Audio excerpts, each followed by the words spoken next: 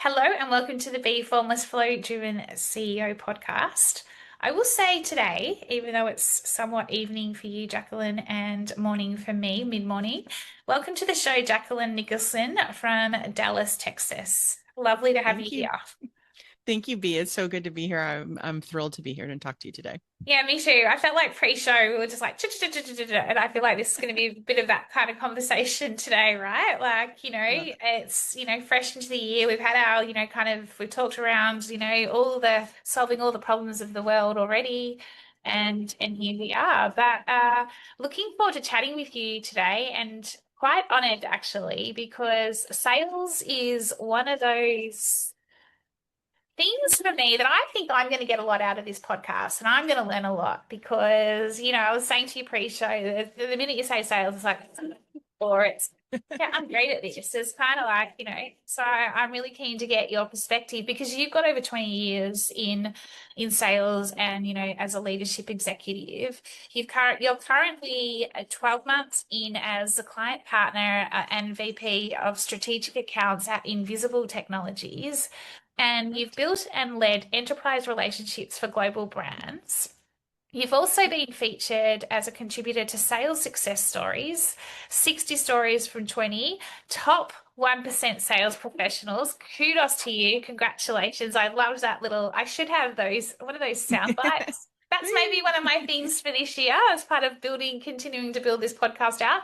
I love it. Yeah, so, and a frequent guest on leadership sales podcasts, including Boss Track's Her Hyper Squad. I have to say, I was like, that is very cool.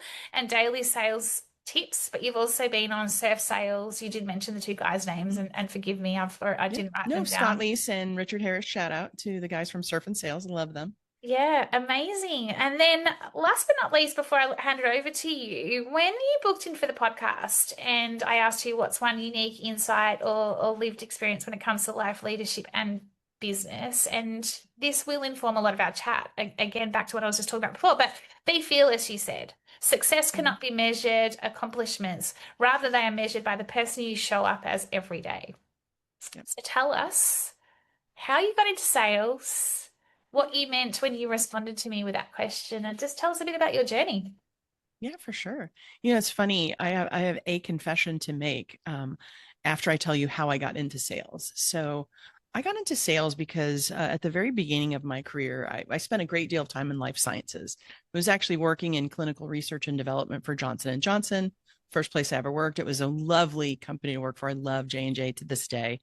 And I was in a role where I was sort of like I'd gotten a new role within J&J and ended up in this project leadership role where it was my responsibility to manage a global rollout of infrastructure and services for J&J as they decided to leverage and access the internet and do all kinds of new cool things. And I was in this unique position at a very early age to be managing a global program and a rollout and talking with all of these executives around J&J, getting support. And I had a fabulous leader at the time, Phil Armenio. Shout out to Phil. And he was just such an instrumental person in my career. To this day, I get to stay in touch with him. And I found myself in this position of leading this global rollout. And as a result of that, this is a bit of a throwback from a technology perspective, but like my name was noted at the switchboard at J&J. So if you call the company, the main line, and someone says, "Hey, who's in charge of this project?" My name and number were there, and they would transfer me the call to me. So I'd get these calls every day, 50, 60 phone calls, right? Because they couldn't email me yet. This is, Back folks to who back pre-email. this was a while ago, but so people would call me every day. I would get these calls. I would be in these meetings. I would listen to sales pitches from technology salespersons. So they could have been selling access. They could have been selling equipment, professional services, you name it, software. They were selling it, and I had to be in all these meetings. I was in charge. And I just remember one day getting super frustrated in the middle of a presentation, listening to this sales guy go on and on and on about how cool his stuff was. And I kind of got a little rude and I stopped the meeting. I said, "Excuse me, I have a question. Tell me, do you have any idea what's important to me?" He sort of looked at me like I was insane. And I said, "No, just tell me, like, do you understand what I do here?" And he didn't have anything to say, just was sort of like, well, you're in charge of this project. I go, name one product that Johnson and Johnson makes. And he just looked at me and I was like, baby powder, Oh my band-aids, gosh. Wow. any baby lotion, anything come to mind? This meeting's over. I ended the meeting and I just remember sitting there thinking, and I would be in these meetings, I would listen to these phone calls from vendors, suppliers, and I would think, so what? So what? You don't care about me. You don't know No. what I'm trying to do in my business. You have no idea. And I thought I could do this better than these guys. And Yeah. so I said, I'm going to figure out how to get into sales because I can do a way better job than these clowns. And so I did. I had great mentors at J&J, and they were really instrumental in taking me from kind of the global project role and leadership that I was doing at that time and parlay that into experience in sales. And I did a series of things that are not really necessarily worth mentioning, but going into consultancies and being a client partner and working with clients, leading global engagements and multiple programs, getting experience client facing that way. And then I was able to get into technology sales after that. And so that's the Wow. story of how I got into sales. How good. So The did con- you just, oh, sorry, you go.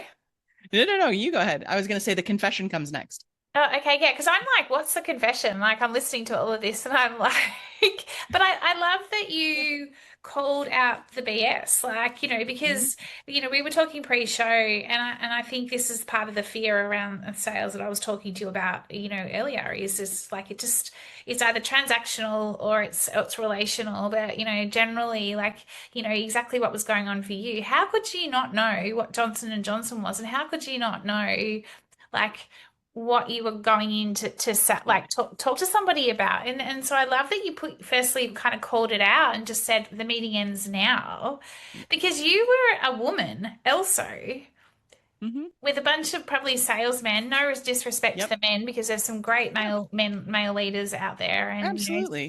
some bad women ones as well.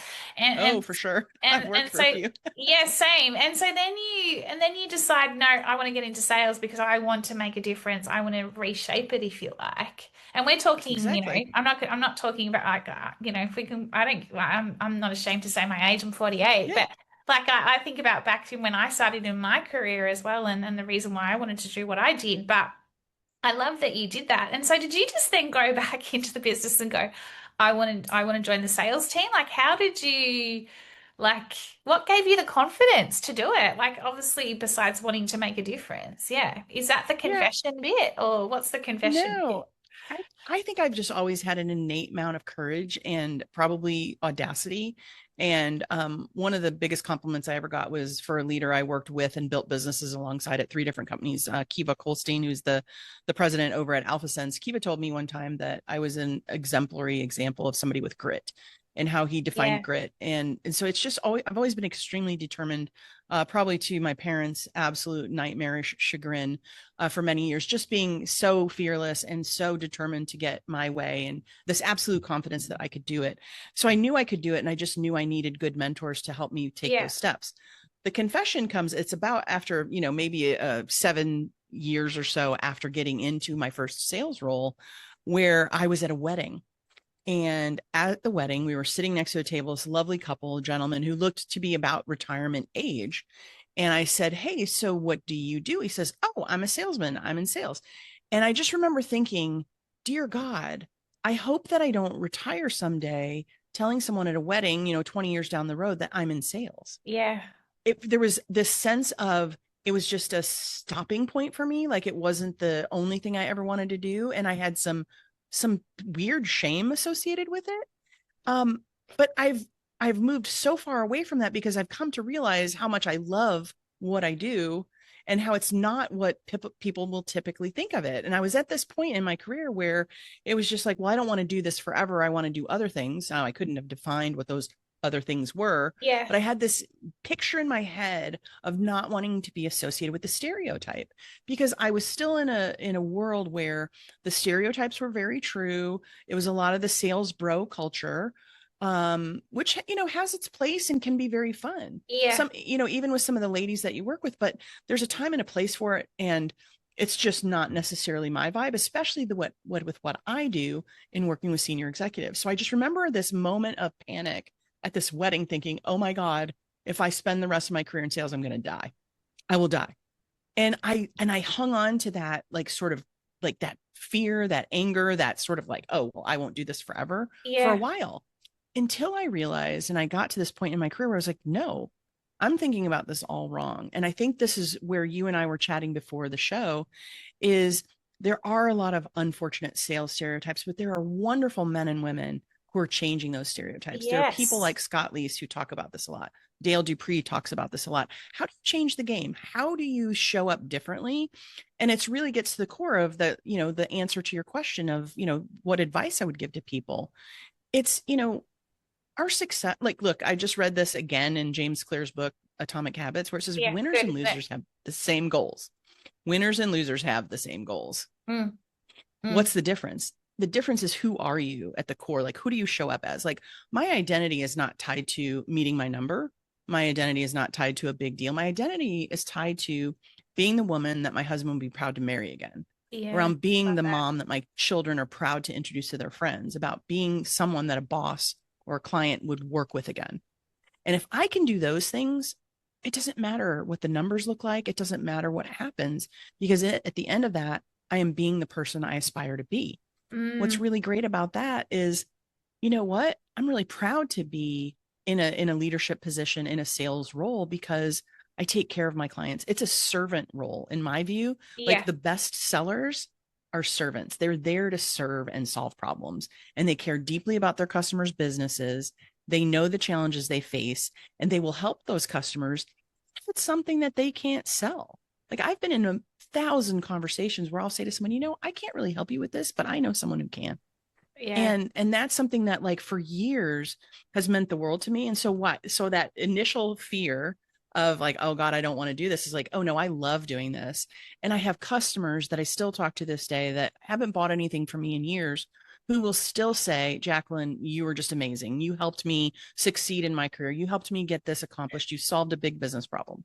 It's So it was really value, cool. isn't it? It's so Yeah, like everything you're talking about, and like for me, it's so important because it's that value piece. It's what value you provide to your customers. Because at the end of the day, the numbers, the sales, they will come, they will follow.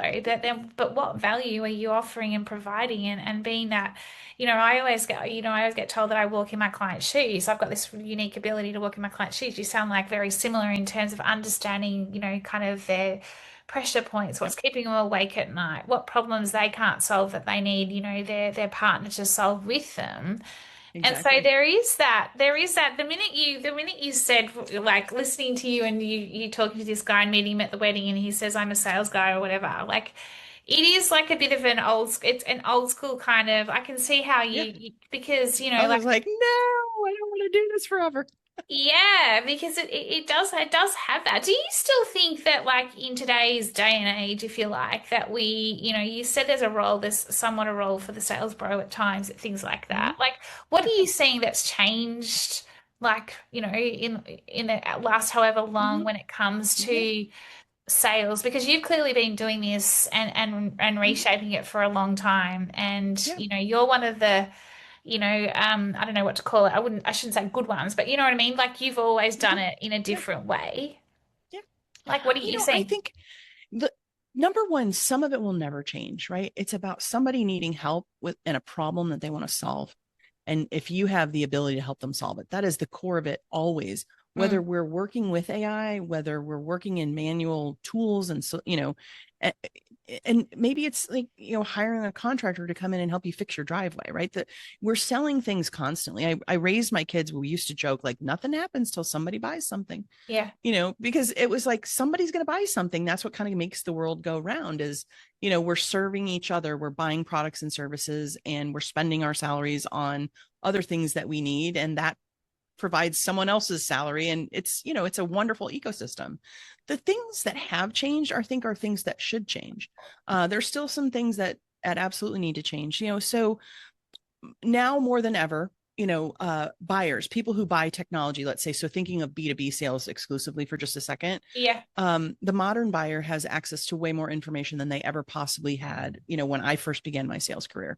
So there's very little need for them to speak to somebody like me or someone on my team, because they have access to a tremendous amount of information.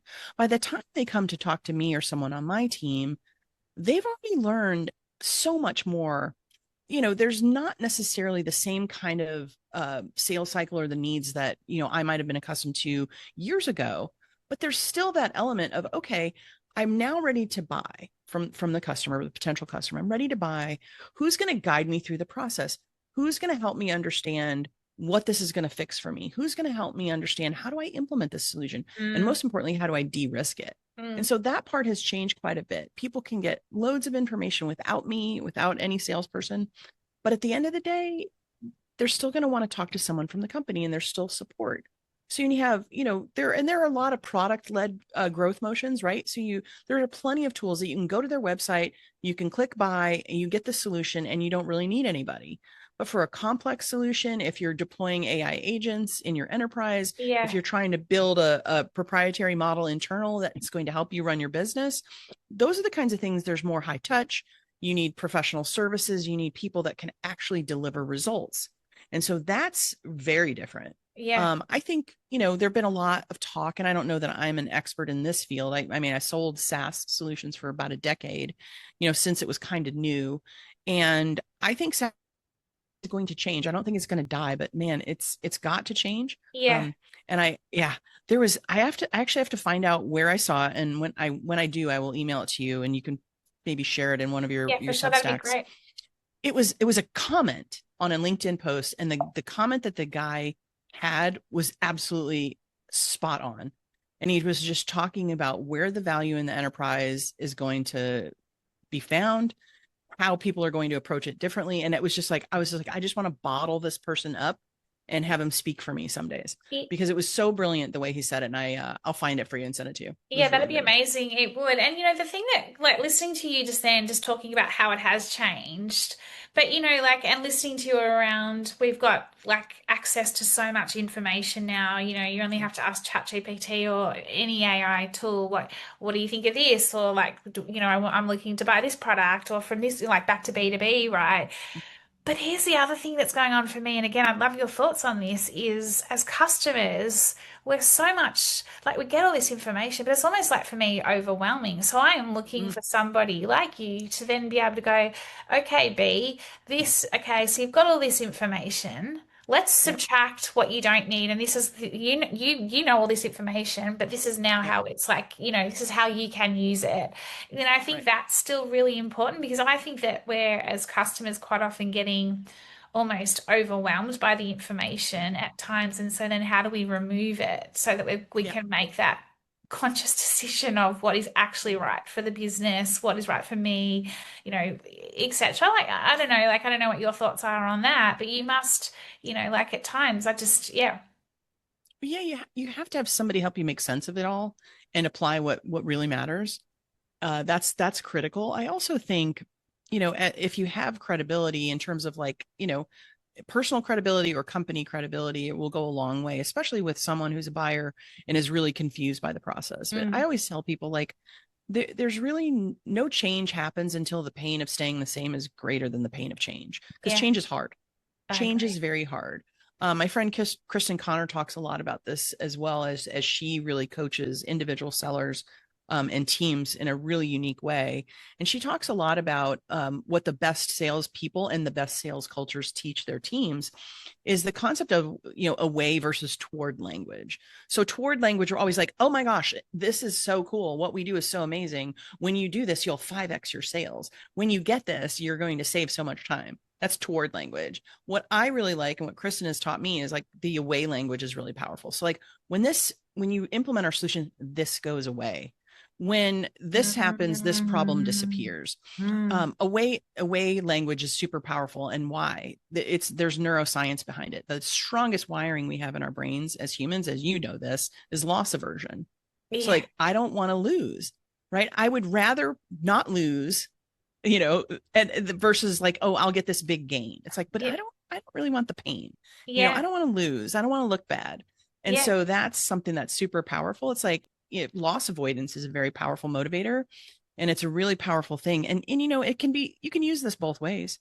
It works as the buyer and it works for someone who's trying to provide a solution to the buyer. You could position it. It's like, okay, so like tell me problems that go away. Like what kind of things am I going to be able to do with this extra time I'm going to save? Or what will I be able to do now that I don't need this or that? What will I be able to accomplish after these problems go away? Yeah, Right. which is so cool because it is. Like for me, I'm a massive believer in subtractive psychology and the Yeah. ability to have that fresh perspective, that clarity to then go, right, okay, so if you take this away from me, this means I can do this now, or it frees me up to do that. Like it's so true. And I think yeah, Mm-hmm. we have this tendency to want to always solve things through adding. So if we do Mm-hmm. this, you'll get this. And it just kind of keeps Mm-hmm. going on and on and on. And then it's just like, oh, I can't make a decision. Like there's almost like that decision by a decision fatigue, right? It very much happens. Tell me, you're a leader. You've been a leader for a long time. How do you obviously you've got your clients and your customers in terms of your team and Mm-hmm. in the team that you have, like what do you see as their biggest, is it challenges or is it opportunities, like like do you have it like in terms of from generational, like and like what are Mm-hmm. you always needing to, not always, but I guess what's your coaching style with your team in terms of keeping Mm-hmm. them motivated and kind of engaged? Yeah. I have to say, I have the best team ever. I love the people I get to work with, especially on a day-to-day basis that run things on the account and that serve our client. It's really a pleasure. The only challenges that I find are like with the virtual first environment. Mm. Like we're not all in an office together all the time. We do spend time together in person, but we're dispersed globally. I've got one of my leads is in South Korea. I've got one down in Wow. Mexico. I've got somebody in Philadelphia. There's me in Everywhere. Dallas. Like we're everywhere, right? We've got a sound engineer in Philadelphia. We've got, one of our smartest people in the company is in the Chicago area. So it's like, it's just people in London. My clients are in London and Madrid and San Francisco and New York. So it's really interesting. The thing is, I'm a big fan of in person. And while I love the fact that you and I on opposite sides of the world right now can talk, it's like I would also like to sit with you and have a coffee or a glass of wine. Oh, that's And what I was so just in the thinking. Exactly the yeah, same thing. yeah, I'm like, can I just can I just crawl jump through in. the Yeah, yeah. And Wouldn't so that be cool? it would be, it's wonderful. That's why I said if I could have one superpower, it'd be teleportation. Yeah. And so it's really awesome, but there's also the part that we miss, which is like I can't shake your hand or give you a hug or just walk alongside you. And so that's really powerful. And Mm, so that's one of the biggest challenges we face as a geographically dispersed team. We're multilingual. There are some barriers where, if somebody's first language isn't the same as someone else. I've got one of my absolutely stellar annotators who's in Madrid, and if their first language or my first language isn't always the same as the colleague, it's like we have fun sometimes where there'll be like a phrase that'll be used and we just have a good laugh about it because it's like, what does this mean? And yeah. so like it's kind of like if anybody's a fan of grammar and language, I encourage you on Instagram to go follow like the Merriam-Webster dictionary because they're pretty hilarious. Oh, I have to do With some that. of the Yeah. things they've had to say, it was like, um, a booty call and a pocket dial, they're like the same words, right? But they mean very different I things, was about to So it's say. like, like a butt dial, a pocket dial, Yeah. and the booty and call. It's like, yeah, they're not the same. No. It's hilarious. So they're just different barriers. The other challenge I see isn't necessarily generational, even though that, of course, has its own challenges. But that's not ever going to change. No. It's like when I was 19 or 20, I thought I was entitled to everything. And guess what? That's still true. Somebody who's early in their career thinks like, well, why haven't I gotten my raise and promotion? It's like, yeah, Agree. you're not going to Yeah. get it yet, and that's okay. But Yeah. it's but there's also one thing that's true is I don't ever want to come across as the old like stodgy person standing in someone's way. So for me, I love to make sure that my team is not working too hard because I have this absolutely insanely work driven team. Like their ethic is so strong. I'm saying to them like, please go have fun. Please stop working. Like you don't need But to I do think this. You know? I'm pausing you there for a second. I think because Yeah. of you and your vibe and your energy and just your realness, your authenticity, you know who you are. I am going to ask you a question on that, and it's not who Yeah. you are, but you know what I mean, separately in a Yeah. second. But like I would be completely motivated by working with you. And so I think the more you are connected to your leader, Mhm. the more Yeah. you have that intrinsic motivation, like because you're cared for. Like, I mean, you seem like a very, like you know what you want, and but you also seem very empathetic. Very Yeah. caring. Well, thank you. Uh, I and also like know when I've screwed up and I'm not afraid to admit it. that's exactly right. Like, well, Yeah. that for me comes back to the authenticity piece. You said Yeah. I guess it's what you see is what you get. And I think the more you're able to be what you see is what you get, I think people really go, oh, she's actually real. She's human, or Yeah. he's human. He's real. Like, I can Yeah. be myself around them. So, but in that comes like the ability to go, guys, please stop working. Like, you don't need to keep doing, Yeah. that can Yeah. sometimes be, I haven't had this conversation actually before where it can be a bit of a Yeah. challenge where you're trying to get everyone just to, just chill and have some time, like to like not work all the time, Yeah. if that makes sense. Yeah. Yeah. Well, I mean, look, there's going to be a time when I'm like, look, we're working late. We have a Yeah. deliverable we have to make. And I'm tired too, but guess what? We're doing this. Yeah. There's going to be those long days, but that's why I try to just really remind them that, family comes first, their health comes first. Like that you have to take care of your relationship with God, with your family, with your loved ones, your health. You don't have those things. It's very difficult to be a great employee or a great service to your clients. Like I can't help my client if I'm not okay, No. right? If I'm not taking care of myself, if I'm not taking care of my family, that's a problem. Yeah. So And that was going I to be think one it's of my, just personal. yeah. Yeah. And because that was going Yeah. to be one of my questions, as a leader, like, and as a mum, you've got your Mhm. family as well, Mhm. and, in the business you're in and in sales and leadership, like, what's the word I'm looking for? Like you're high performing, like like there's standards, etc. And you've got this innate courage and this you've got this grit and this audacity, right? Is there any ever moments where you do second guess yourself or have those moments where you're not okay? And then what do you do to pull yourself Mhm. out of those moments? Oh, yeah. I have a coach. I think all high performers, if you don't have a coach, shame on you. You should have a coach. Amber Dibert was really instrumental in helping me kind of come to terms with this. It's like imposter syndrome, right? Yes. Like, I Yes. really can't do this. It's just like, that's the mark of a high performer because you're doing new things, you're growing, and you've never done it before. So, of course, you're going to feel like you're an imposter because you've never done it before. Yeah. So, where's the problem in that? So, I thought that was really fascinating. But, like, look at the best athletes, right? Look at these amazing performers that you and I love skiing. So think about Olympic skiers. Okay, they have coaches. Professional athletes, whether they're playing American football, they're playing Have professional, coaches. soccer, right? They're playing cricket. They have coaches. And not only do they have coaches, they have nutrition coaches. Like so somebody's helping them with drills, with the way that they perform specific things around this is your form. So Yeah. like as a track and field athlete, that's what I was. My daughter was in college, and they had a jump coach, and they had a strength coach, and they had a nutritionist, and they had all these things. And these professional athletes have this, like, and they take naps and they are taking care of their bodies. Why wouldn't we do that as high performers, right? We need coaches, we need people outside, and we need community, strong community around us. Uh, And so, one of the things I'm excited about, there are two things I'm involved in that mean the world to me. I'm a member of Chief, which is an executive yes. women's network organization, which I love. Being a part of a core group in Chief of executive women where we hold each other accountable, help each other through challenging parts of our career is huge. So the Chief community means the world to me. And Sales Success Society, which is part of the group that you talked about with the podcast and the book that we wrote, the sales success community is really important to me as well. And so it's through these people that I continue to get better at what I do because they will hold me accountable. They will encourage me when I'm down. So if I'm down, I turn to those people in my community. Sometimes I turn to my husband just to kind of vent and let him know what happened in my day.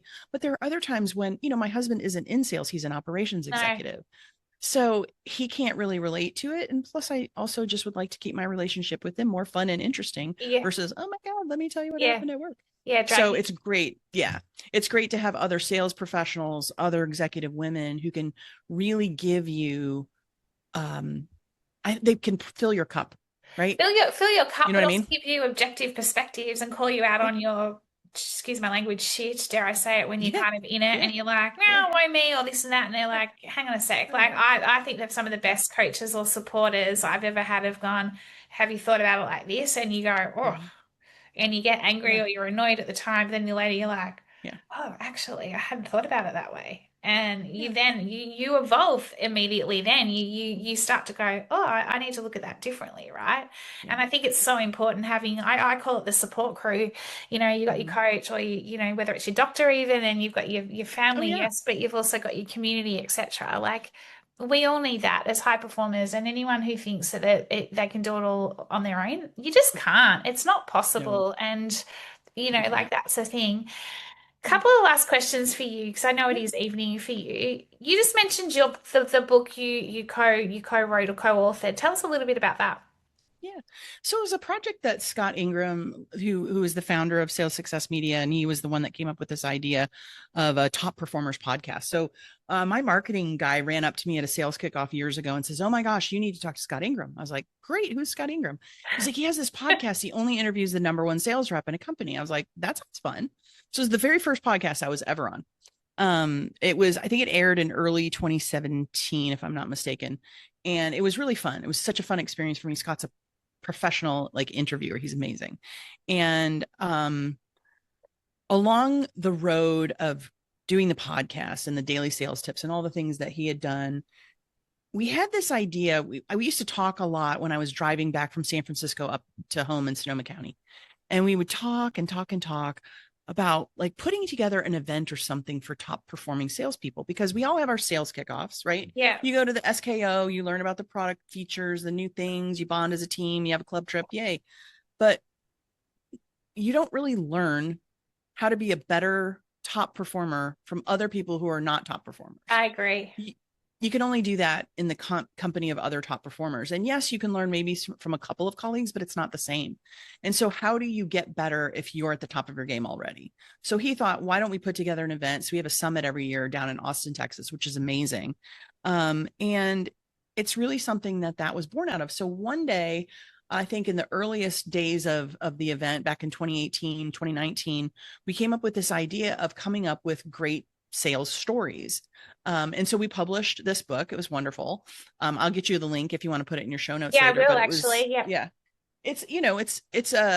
it's absolutely fantastic. There's a hilarious story of mine in there.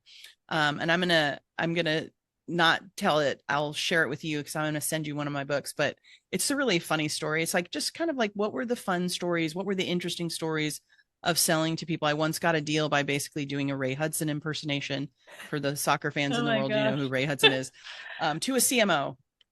Yeah. So that was my, I that was love my claim to it. fame. So I good. don't know why I thought that would be a good idea, but it's a sales success stories. You can find it on Amazon, and it's just, it's a little book, but it's kind of a fun little, uh, it's a series of vignettes from really great salespeople, and it's a fun read. I love that. Oh my God, it's giving me I'm giving me just a bit one of author.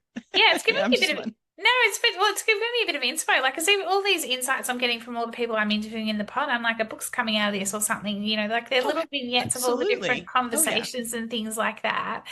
What 100%. and then I guess like for me, what do you 2026? We're in Mhm. 2026. What's going to be my final couple of questions for you?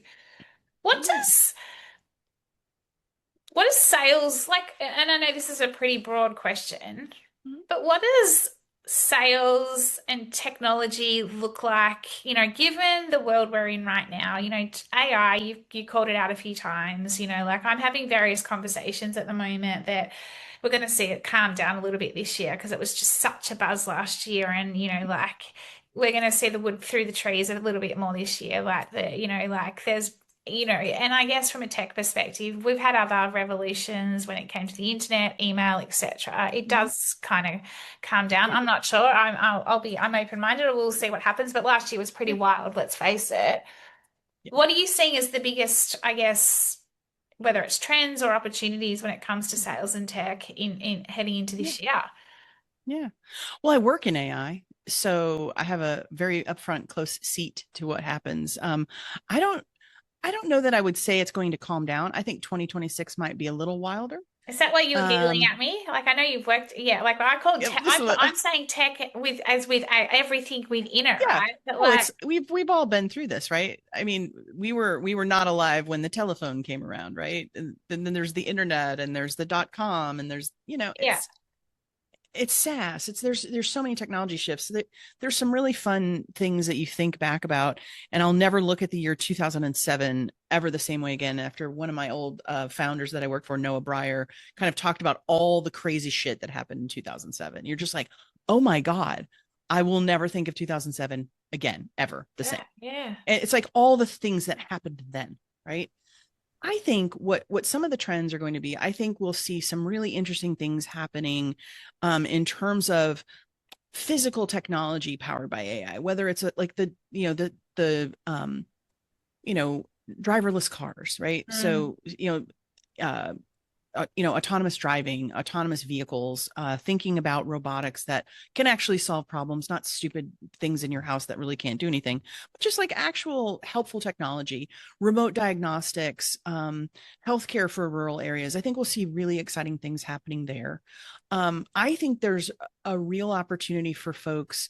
I've spent quite a bit of time in both life sciences and high tech. yeah.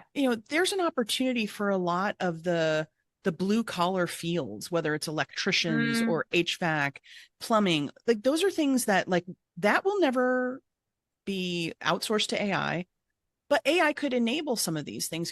Maybe looking at your pipes or your foundation in a way that's useful and yeah. helpful and avoids a problem, right? So there are a lot of exciting trends in technology that can help every profession. I think it's very exciting.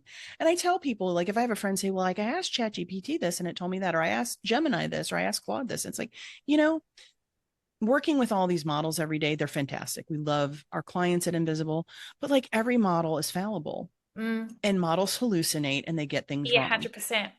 Yeah. And so that's why like our whole mission at Invisible Technologies where I work is about keeping humans in the loop. Yeah. Humans have to Mm, validate the data. They have to be involved in making the models better. And I think one of the only executives in tech that's talking about this in a way that I admire and respect is Mustafa Suleiman, who's the CEO of Microsoft AI. Mustafa is talking about it in a way that I admire and respect because he's like, guys, this is a machine here to serve people. It's not a replacement for people, no. and it's certainly not conscious. But people have this view, it's like seemingly conscious. Like that's the danger. When someone thinks that a chat, you know, model is really a friend or a person, it's not, it's just math. It's literally a model making predictions on language. Yeah, It's a so true. wonderful thing, but it's not going to replace a relationship that B and Jacquelyn have. It's not going to replace your doctor. It's not going to No. replace, the ability to do things with humans. But what it is able to do that I absolutely love is it frees us up from mundane things to do really high value things, like high 100%. value thinking, right? And that's what's exciting. You can get rid of some of the silly tasks and actually focus on deep work and really exciting things. Agree. And so that's what I'm excited about is not like how many people are we going to place? Like, what am I going to let my people be able to do now? Like, Yeah. this is cool, you Yeah, know? I love it. Yeah, keeping Yeah, humans in the loop. I think it's a new form of collaboration as well, isn't it? It's how you collaborate, for sure. like that AI augmentation, like bringing the humans into it as well. I'm really kind of focusing on the AI and human collaboration piece and putting the two together as well I love because it. we're collabing with each other, but at the end of the Yeah. day, it opens everything up for humans. Last but not least, I want to ask you, I want you to give us can you give us let's call it a sales tip, if you like, for what would be the sales tip? I don't know what to ask you here. I just want you to give us is it someone who, yeah, okay, let's go to what's a fearless sales tip that you could provide for anyone who is fearful of from a Yeah. B2B perspective of selling or, you know what I mean? Like, yeah, Yeah, yeah. for sure. Well, I think there's a great quote that I can't cite the author, but it's kind of like fear and faith both demand that you believe in something you can't see, right? Mm. So I'm going to choose faith. I'm going to choose faith in my ability to figure it out and for my customers' ability to learn from me. Um, it's fear is a liar. Fear is useless. Yeah, totally. Fear is something that literally has no place because it deadens you, it enervates you, it makes you afraid to try something, and there's no reason to be afraid. I think taking healthy risks There are things we want to be Yeah, I careful. We're not agree. going to step out in front of the car, whatever. But like, irrational fear, I'd love to wipe off the face of the earth. In terms of a sales professional, you know, look, the worst thing that can happen is somebody's going to hang up on you or end a meeting. It's not the end of the world. You're not operating on someone. You're not trying to save someone's life. Those people are heroes, right? The people out there fighting fires and, taking people in ambulances, great job. For sales, it's really just about, trying to connect with someone at a human level and just be yourself. Oscar Wilde says, be yourself, everyone else is taken. Like, just be you. Like, because, like, why not? Why wouldn't you just be you? And so I just used be to have that yourself. And yeah, quote up on my work wall yeah, with all the stuff, I the love Oscar it. Wilde one. Yeah, I love it. Oh, Jacqueline, it's been so lovely talking to you. I feel like I could keep talking to you, but I'm going to let you get to your evening.